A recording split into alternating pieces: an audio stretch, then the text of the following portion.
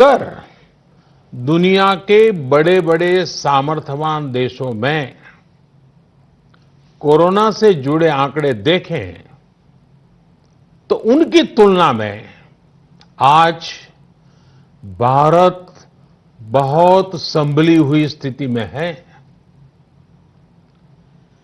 महीना डेढ़ महीना पहले कई देश कोरोना संक्रमण के मामले में एक प्रकार से भारत के बराबर खड़े थे।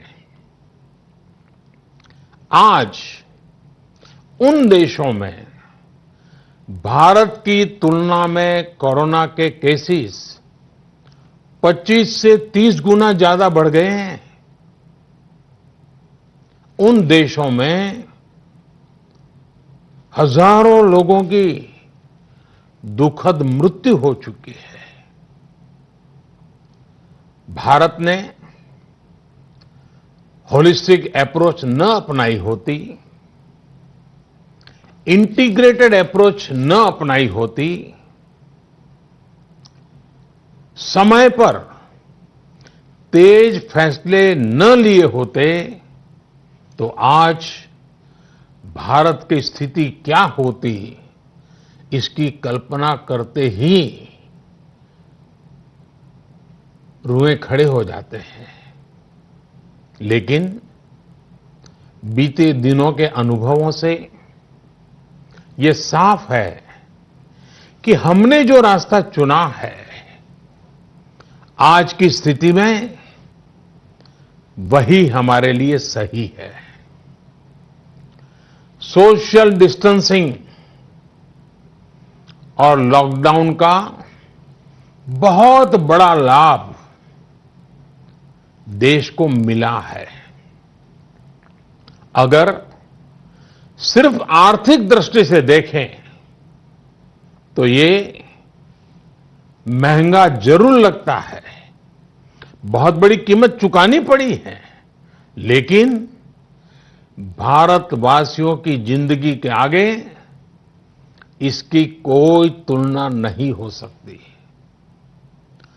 सीमित संसाधनों के बीच भारत जिस मार्ग पर चला है, उस मार्ग की चर्चा आज दुनिया भर में होना बहुत स्वाभाविक है।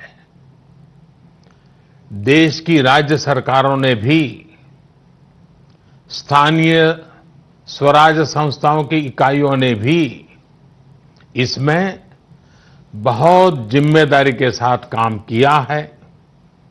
24 घंटे हर किसी ने अपना जीमा संभालने के लिए प्रयास किया है और हालत को संभाला भी है।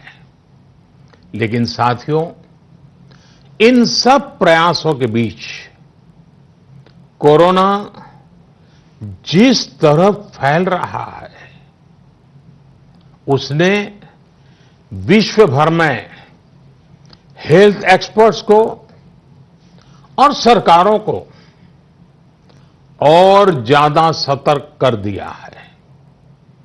भारत में भी कोरोना के खिलाफ लड़ाई अब आगे कैसे बढ़े,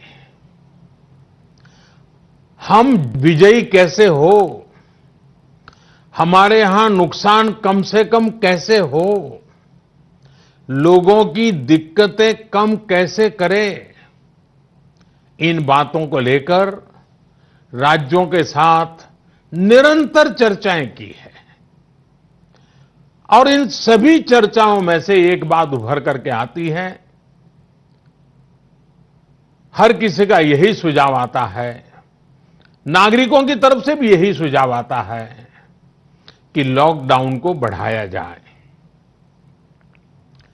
कई राज्य तो पहले से ही लॉकडाउन को बढ़ाने का फैसला कर चुके हैं।